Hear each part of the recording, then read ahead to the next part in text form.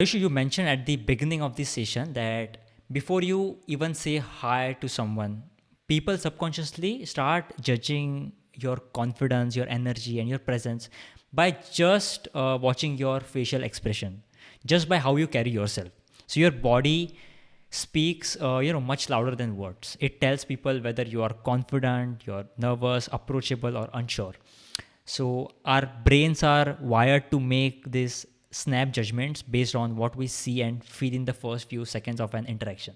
And also research suggests that we form the first impression in just 7 seconds based on facial expression and body language. So I think that it is extremely crucial to fix your body language, because once someone labels you in their mind, it takes a lot of effort to change that perception. So what are some scientific ways or science backed ways to create a strong first impression? Okay, so if you are walking in the room, just have a right posture. So if you're walking, like this, if your shoulders Slouching. out down, you will not be confident enough while going to the room. And the first impression the person will have, okay, this person is not confident enough. This we call as a body language.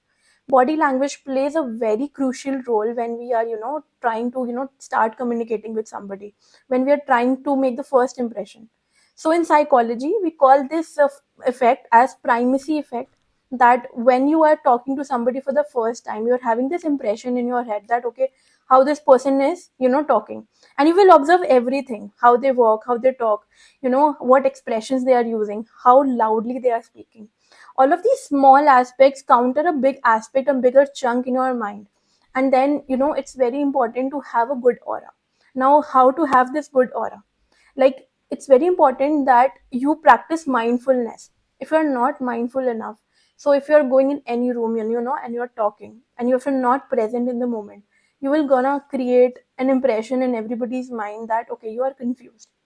So these are very important chunks, like, the body language, the aura, also when you are talking with any of your clients, or maybe anybody in the room, just take a pause and think about the situation and then speak. Sometimes we are so much into this aspect of speaking that we don't even realize that what we are speaking.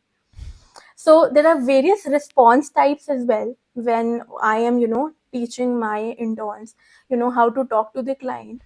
So few I would mention over here. First is silence. Try to have silence during conversations so that you can understand and interpret, what the other person is trying to say.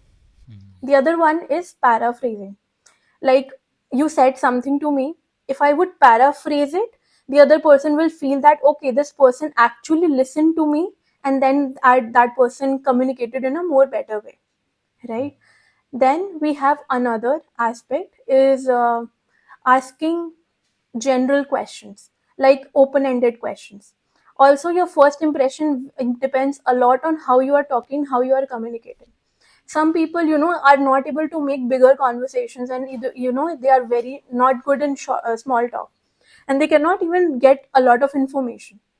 When you are talking to somebody, ask questions in a way that, they speak more, just like you are doing it here in a podcast. You are asking me all the open-ended questions. Yeah. These small aspects are very important, very crucial when we are talking to somebody. Right. Moreover, empathy. When you are talking to somebody, show empathy. Maybe shower a smile. Talk to them in a way that they feel, okay, this, I'm feeling comfortable around this person.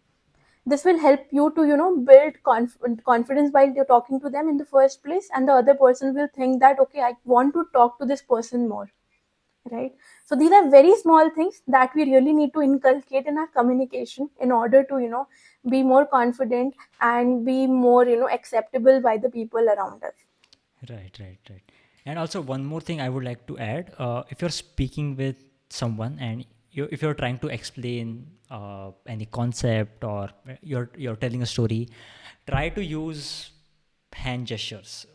We can try to align our hands with the words that we are speaking, so that helps people not only process information much better, but also visualize what we are seeing.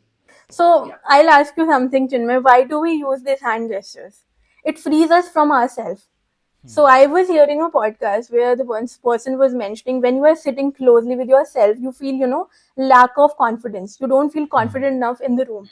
But if you move your hands, you are setting yourself free to talk. Yeah, So it's a yeah. very important aspect that you mentioned. Thank you so much for that. Yeah. And And we can yeah, this is experience it right yeah, instantly right actually. now. Exactly. Yeah, Exactly. yeah.